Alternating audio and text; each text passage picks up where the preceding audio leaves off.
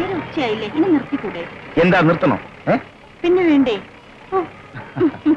എന്നാ നിർത്തിക്കളയാം. എന്താ പോരെ? വാപ്പോ. അമ്മ ഇന്നൊരു ചോദ്യം ചോദിച്ചു. എത്ര നാളത്തേക്കാണ് ഈ കാത്തിരിക്കുന്നത്?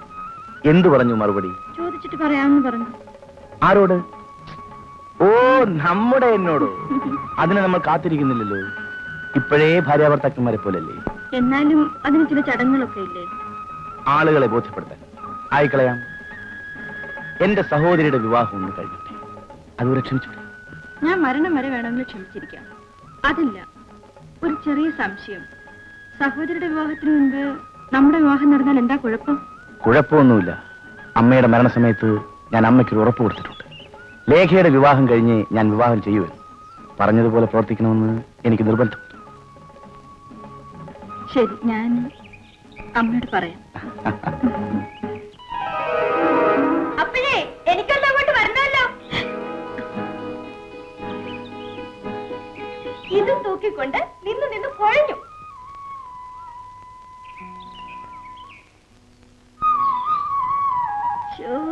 എന്റെ കണ്ണിലൊരു കരട് പോയി.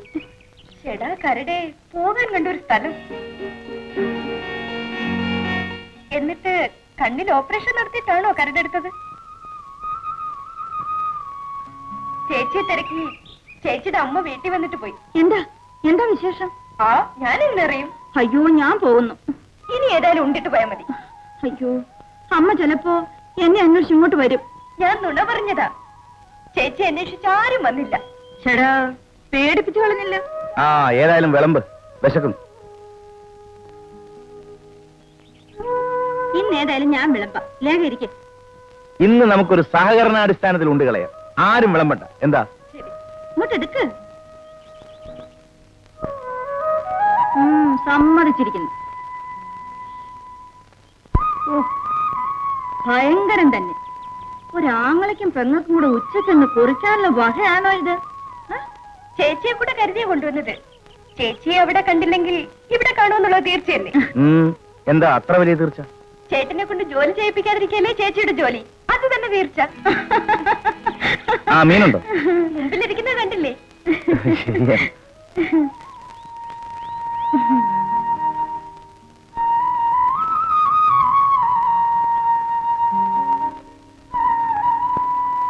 കൊടുത്തോ കൊടുത്തോ, തടിങ്ങി പോരട്ടെ. ഇങ്ങനെ കട്ട് കൊടുക്കേണ്ട കാര്യം വല്ലതും ഉണ്ട് ചേട്ടാ? ശൗന്തള ചേച്ചി ചേട്ടത്തിയമ്മയായിട്ട് വീട്ടിൽ കൊണ്ടുവരാൻ പറഞ്ഞിട്ട് ചേട്ടൻ കേൾക്കാത്ത എന്താ? ഇനി ഏതായാലും താമസിപ്പിക്കുന്നില്ല.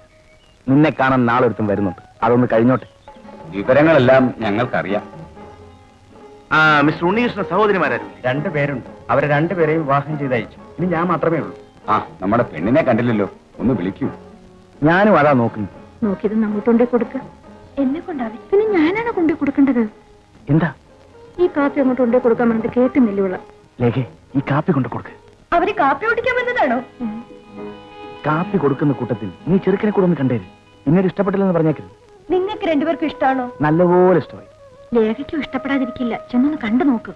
വേണ്ട, നിങ്ങൾക്ക് രണ്ടുപേർക്കും ഇഷ്ടമാണെങ്കിൽ എനിക്കും ഇഷ്ടമാണ്. കല്യാണം നടത്തിക്കോളൂ. നിനക്ക് കാണണ്ട, നീ കാണണ്ട. പക്ഷെ ചെറുക്കനെ നിന്നെ ഒന്ന് കാണണമല്ലോ. ഓ, അതിനാണോ? എങ്കിൽ ശരിക്കും കണ്ടോട്ടെ. അയ്യേ, ഇതൊക്കെ ഒന്ന് മാറ്റിയ സാരി എടുത്തോണ്ട് പോ. ഇതൊക്കെ മതി ചേച്ചി. എന്നെ കാണാനല്ലേ അവര് വന്നത്, എന്റെ സാരി കാണാനാണോ? എന്നെ നോക്കുന്നതിന് ലേഖയുടെ സ്വഭാവം നിനക്കറിയില്ല. ഈ കാപ്പി ആര് കൊടുക്കും? കാപ്പി കുടിച്ചാ പോരെ, ആര് കൊടുത്താലെന്ത്?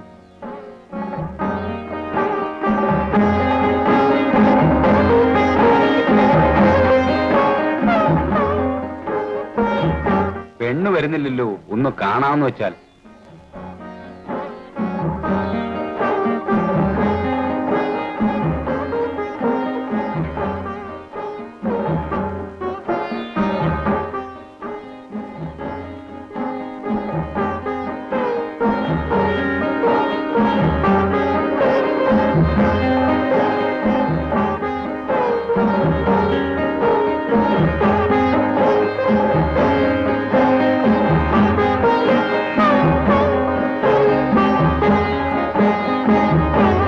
ഇനി നോക്കാനും പറയാനും ഒന്നുമില്ല. ഞങ്ങൾക്ക് സമ്മതമായി. എന്താ ഉണ്ണികൃഷ്ണ? കഴിയുന്നതും വേഗം കല്യാണം നടത്തിയേ കൊള്ളാം. എനിക്ക് കുറച്ച് ദിവസത്തെ ലീവേ ഉള്ളൂ. നിങ്ങൾക്ക് തമ്മിൽ എന്തെങ്കിലും സംസാരിക്കാനുണ്ടെങ്കിൽ ആവാം. മടിയൊന്നും വേണ്ട. ഏത് ക്ലാസ് വരെ പഠിച്ചു? പറഞ്ഞു കൊടുക്ക. അങ്ങോട്ടല്ല ചോദിച്ചത്, ലേഖയോടാണ്. അയ്യോ, ലേഖ ഞാനല്ല, ഇതാണ് ലേഖ. അയ്യോ, ചതിച്ചു ദൈവമേ, അത് ശകുന്തള. ഞാൻ കല്യാണം ചെയ്യാൻ പോകുന്ന പെണ്ണ. രണ്ടുപേരെ ഞങ്ങൾക്ക് ഇഷ്ടം. അയ്യോ, ഒന്നിനെ എനിക്ക് വിട്ടു തന്നേക്ക്. ശകുന്തളയെ ഞാൻ കെട്ടിക്കോളാം. എന്റെ സഹോദരി ലേഖയെ ഉണ്ണീസിന് ഇഷ്ടമായോ? ഇഷ്ടമായി. എങ്കിൽ ഇനി മറ്റൊന്നും ആലോചിക്കാനില്ല.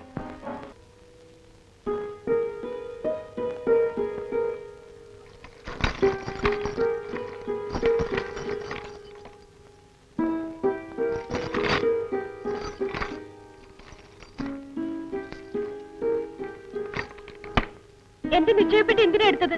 ആരോട് ചോദിച്ചുണ്ടാ എടുത്തത്? അതിങ്ങോട്ട് വെക്കിലേക്ക്. സ്വർണം വാങ്ങിക്കാൻ പണം വേണ്ടേ? വേണ്ട, ഉള്ള രൂപ കൊണ്ട് വാങ്ങിയാ മതി. അതിനുവേണ്ടി എന്റെ നിശ്ചയപ്പെട്ടി തുറക്കൊന്നും വേണ്ട. പെണ്ണെ, കളിക്കാതെ ആ പെട്ടി ഇങ്ങോട്ട് വെക്ക്. വെറുതെ എന്റെ നിറം മാറ്റരുത്. എന്റെ ചേട്ടന് ആകെ ഒരു നിറമേ ഉള്ളൂ, അത് മാറുകയില്ലെന്ന് എനിക്കറിയാം. ചുമ്മാ പേടിപ്പിക്കാതെ ഏട്ടാ. ഞാനിതാ വന്നിരിക്കുന്നു. ശരി, ഞങ്ങൾ കണ്ടിരിക്കുന്നു. ആഹാ, ഇപ്പോഴാണോ വരുന്നത്? സ്വർണം വാങ്ങാനല്ലേ പോകുന്നത്, കട തുറക്കുന്നതിന് മുമ്പ് പോണോ? ഇക്കണക്കിന് സ്വർണം വാങ്ങൽ നടക്കുമെന്ന് തോന്നുന്നില്ല. എന്തു പറ്റി? ഞാൻ താമസിച്ചോണ്ടാണോ? ഉള്ളതെല്ലാം കൂടി കണക്കാക്കി ഞാനൊരു പ്ലാനൊക്കെ ഇട്ടിരിക്കുകയായിരുന്നു. പക്ഷെ നിശ്ചയപ്പെട്ടിയിലെ പണം അവൾ തരുന്നില്ല. അത് അവളുടേതാണ് അത്ര. പിന്നെ ആരുടേതാ? ചേട്ടന്റെ ആണോ? എന്റേത് തന്നെയാ. ഇവളോട് എന്താ പറയേണ്ടത്? ഞാൻ ഇവിടെ കൊണ്ടുവരുന്ന രൂപയിൽ നിന്ന് 5ഉം 10ഉം ഒക്കെ എടുത്ത് ഇവളെ പെട്ടിയിൽ. ആയിക്കോട്ടെ, എന്നാലും ഇതുവരെ സൂക്ഷിച്ചു വെച്ചില്ലേ? ഓ, വലിയ കാര്യമായി പോയി. എടുക്കുന്നെങ്കിൽ എടുത്തോട്ടെ. സ്വർണം വാങ്ങിക്കാൻ നേരത്തെ തിരിച്ചെടുക്കാമല്ലോ എന്ന് കരുതി അപ്പ ഞാനൊന്നും പറഞ്ഞില്ല. എന്നിട്ട് ഇപ്പൊ പറയുന്നത് കേട്ടില്ലേ?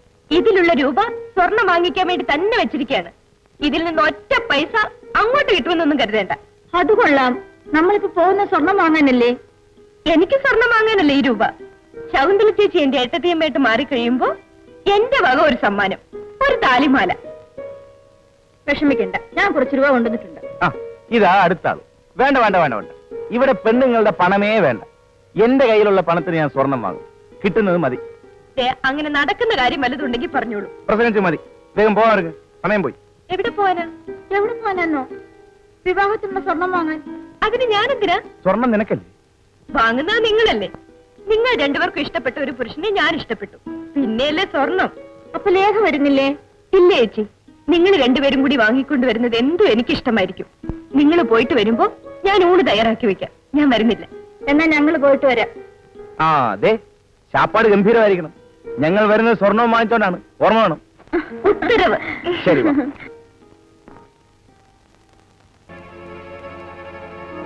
ഈ വിലങ്ങ് കൊണ്ട് അവൻ എന്റെ അനുജത്തി അടിച്ച മുറിപ്പാടുകൾ അവളുടെ ശവശരീരത്തിൽ ഞാൻ കണ്ടു.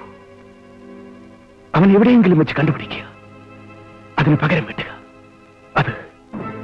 അത് മാത്രമാണ് എന്റെ ലക്ഷ്യം. അതുവരെ ഈ വിലങ്ങിന്റെ കയ്യിലുണ്ടാകും. ഒന്ന് ചോദിച്ചോട്ടെ, അതിനുശേഷം താങ്കളുടെ കാമുകിയെ കണ്ടിട്ടില്ലേ? ഇല്ല, അതിന് സമയമുണ്ടായി. ഭാഷയെ കണ്ടുപിടിക്കുക എന്ന ഒറ്റ ലക്ഷ്യം മാത്രമേ എന്റെ മനസ്സിലുണ്ടായിരുന്നുള്ളൂ. ജഗദീഷ് നാട്ടിൽ നിന്ന് നേരിട്ട് ഇങ്ങോട്ട് തന്നെയാണോ പോകുന്നത്? അതെ, ഭാഷയുടെ സ്ഥിരസങ്കേതം ഇവിടെയാണെന്ന് ഞാൻ മനസ്സിലാക്കി. മറ്റു പല സ്ഥലങ്ങളിലും പോയി അവൻ ക്യാമ്പ് അടിക്കും. അവിടങ്ങളിൽ നിന്ന് കിട്ടാവുന്നത് മുഴുവൻ കൊള്ളയടിച്ച് തിരിച്ചും പോരും. ഇത്രയൊക്കെ ആയിട്ടും അവന് സൗകര്യത്തിന് കിട്ടാൻ വേണ്ടി കാത്തിരിക്കുകയാണോ? അതെ മോഹൻ, ഓരോ ദിവസവും ഞാൻ അവനെ അന്വേഷിച്ച് നടക്കുകയാണ്. ഒട്ടകത്തിന്റെ മുകളിലിരിക്കുമ്പോഴും എന്റെ കണ്ണുകൾ തേടുന്നത് അവരെയാണ്. മോഹൻ അറിയാമോ, ഞാൻ ഈ ജോലി സ്വീകരിച്ചത് തന്നെ അവനെ കണ്ടുപിടിക്കാനാണ്. നോക്കു മോഹൻ, താമസിയാതെ തന്നെ അവൻ എന്റെ മുന്നിൽ വന്നുവിടും. അന്ന് ഞാൻ ജഗദീഷ്,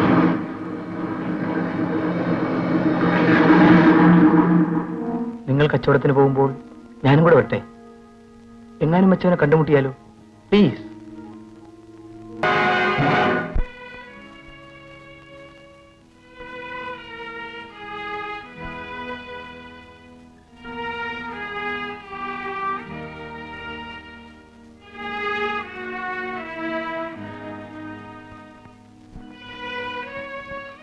ഒരു പേവാർഡ് കിട്ടാൻ ഒരു രക്ഷയില്ലേ.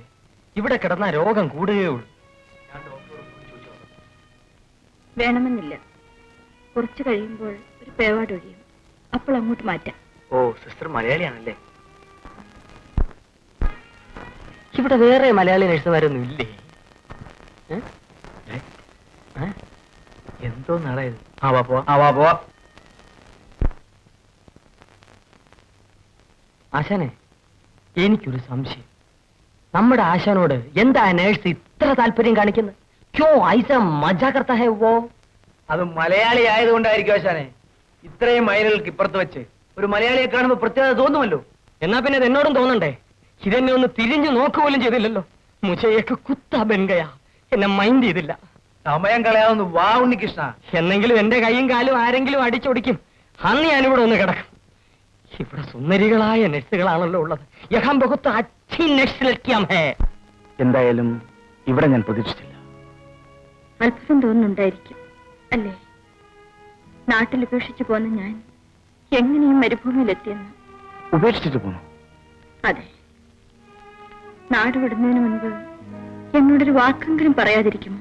ക്ഷമിക്കൂ ശകുന്തളി, അപ്പോഴത്തെ ചുറ്റുപാടിൽ എനിക്കൊന്നും ഓർക്കാൻ കഴിഞ്ഞില്ല. മനസ്സു നിറയെ പ്രതികാരമായിരുന്നു.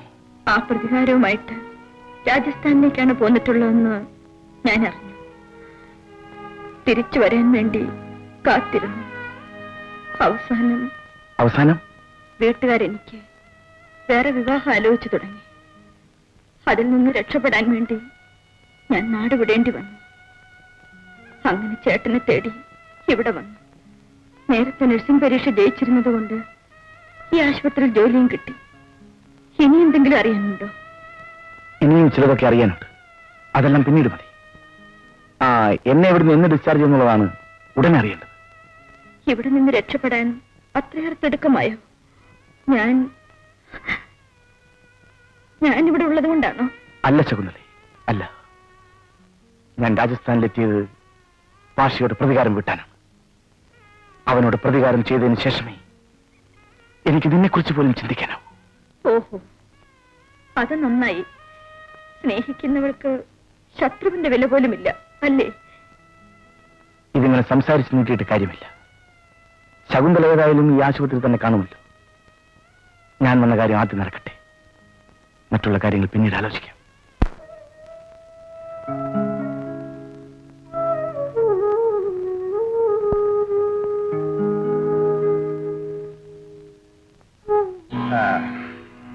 ചേട്ടനെയും കുഞ്ഞിനെയും അന്വേഷിച്ച് അനിയൻ വന്നിരിക്കുകയാണ്. കൊള്ളാം. എന്താണ് അയാളുടെ പേര്? മോഹൻ. അവൻ മാത്രമല്ല സാബ്, കേരളത്തിൽ നിന്ന് ഒരു ജഗദീഷും സാബിനെ അന്വേഷിച്ച് ഇവിടെ എത്തിയിരിക്കുകയാണ്. കേരളത്തിൽ എന്നെ അന്വേഷിച്ചു? അതെന്തിന്? സാബ് അയാളുടെ അനുജത്തെ ബലാത്സംഗം ചെയ്ത് കൊന്നു അത്രേ. പെണ്ണും ചെറുക്കനും അവരുടെ വീടുകളിൽ നിന്നും എടുക്കാവുന്നത്ര പൊന്നും പണവുമായി സ്ഥലം വിട്ടു. എവിടെയെങ്കിലും ഒരു താവളം ഉറപ്പിക്കാൻ വേണ്ടി ഇന്ത്യ ഒരുപോലെ അവർ സഞ്ചരിച്ചു. ഒടുവിൽ യുവതി ഗർഭിണിയായി ആശുപത്രിയിൽ വെച്ച് പ്രസവിച്ചു. സ്വന്തം ജീവൻ കുഞ്ഞിന് കൊടുത്തിട്ട് അമ്മ സ്വർഗത്തിലേക്ക് പോയി. യുവാവ് ആ കുഞ്ഞിനെയും വളർത്തിക്കൊണ്ട് ഇവിടെ തന്നെ കൂടി. അന്നത്തെ ആ നിർഭാഗ്യവാനായ യുവാവാണ് ഇന്നത്തെ ഈ ഞാൻ. അന്നത്തെ കുഞ്ഞാണ് സന്ധ്യ. ഇവിടെ ഈ രാജസ്ഥാനിൽ വെച്ചാണ് ഇവളുടെ അമ്മ മരിച്ചത്. ഇപ്പോൾ ഈ കഥ എന്തിനു പറഞ്ഞു എന്നായിരിക്കും. സ്നേഹബന്ധങ്ങളുടെ മുമ്പിൽ പ്രതിബന്ധങ്ങളുടെ പ്രശ്നമേയല്ല. ഈ ബന്ധത്തിന് ഞാൻ എതിരുമല്ല. ഒരു സംശയം ചോദിച്ചോട്ടെ, അങ്ങേ വീട്ടിലേക്ക് കൊണ്ടുപോകാൻ വീട്ടുകാർ ശ്രമിച്ചില്ലേ? എത്രയോ പ്രാവശ്യം. പക്ഷേ ഞാൻ വഴങ്ങിയില്ല. എന്റെ പ്രിയപ്പെട്ടവളുടെ ആത്മാവ് ഈ അന്തരീക്ഷത്തിൽ നിറഞ്ഞു നിൽക്കുന്നുവെന്നാണ് എന്റെ വിശ്വാസം. ഇനി മരണത്തിന് മാത്രമേ എന്നെ ഇവിടെ നിന്ന് വേർപ്പെടുത്താൻ കഴിയൂ. ഇല്ലെങ്കിൽ പാഷയുടെ ആദ്യത്തെ ആക്രമണത്തിന് തന്നെ ഞാൻ സ്ഥലമിടേണ്ടതല്ലേ? അതാര്? ഈ രാജസ്ഥാൻ മരുഭൂമിയിലെ കൊള്ളക്കാരെ പറ്റി കേട്ടിട്ടില്ലേ? അവരുടെ നേതാവാണ് പാഷ. പേര് കേട്ട് തെറ്റിദ്ധരിക്കണ്ട, ആള് മലയാളിയാണ്. അയാൾ അങ്ങയെ ആക്രമിച്ചതിന്? കൊള്ളക്കാർ എന്തിനാ ആക്രമിക്കുന്നത്? പണത്തിന് വേണ്ടി. ഞാൻ ഇവിടെ തന്നെ താമസിക്കാൻ തീരുമാനിച്ചപ്പോൾ ഒരു വ്യവസായം തുടങ്ങി. അതങ്ങനെ നല്ല നിലയിലെത്തിയപ്പോൾ പാഷ ആക്രമിക്കാനും ആരംഭിച്ചു. ഒരിക്കലല്ല, പല പ്രാവശ്യം. ജീവനൊഴിച്ച് മറ്റെല്ലാം നഷ്ടപ്പെട്ടു. എന്നിട്ടും ഞാൻ പിടിച്ചു നിന്നു. അവസാനം ഇവിടുത്തെ ഗ്രാമീണരെ സംഘടിപ്പിച്ചുകൊണ്ട് തിരിഞ്ഞെതിർക്കാൻ തുടങ്ങിയപ്പോൾ ഭാഷ തോറ്റോടി. പിന്നെ ഇങ്ങോട്ട് വരാതെയും. പക്ഷേ ഭാഷയെ അന്വേഷിച്ച് മറ്റൊരാളുടെ എത്തിയിട്ടുണ്ട്. One mister Jagadish. ഭാഷയെ എങ്ങനെയെങ്കിലും കണ്ടുപിടിച്ച് കൊല്ലുക, അതാണ് അയാളുടെ ജീവിതത്തിലെ ഏക ലക്ഷ്യം. ഇപ്പോൾ ഇവിടെ എന്റെ ശമ്പളക്കാരനായി ജോലി ചെയ്യുകയാണ്. ആ മനുഷ്യൻ ഇപ്പോൾ ഇവിടെ ഉണ്ടോ? ഇപ്പോൾ ഇവിടെ ഇല്ല, ബിസിനസിന് പോയിരിക്കുകയാണ്.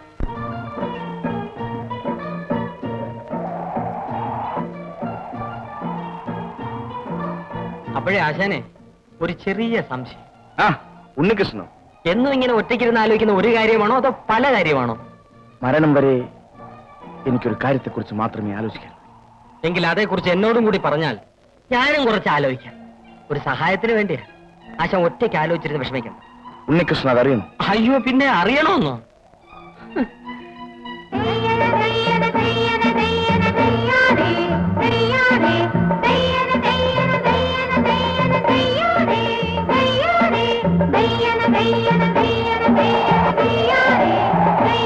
വേണ്ട, അതറിയണ്ട. കണ്ടോ, ആശ തരുകയും ചെയ്തു, പറയുന്നുമില്ല. വരൂ.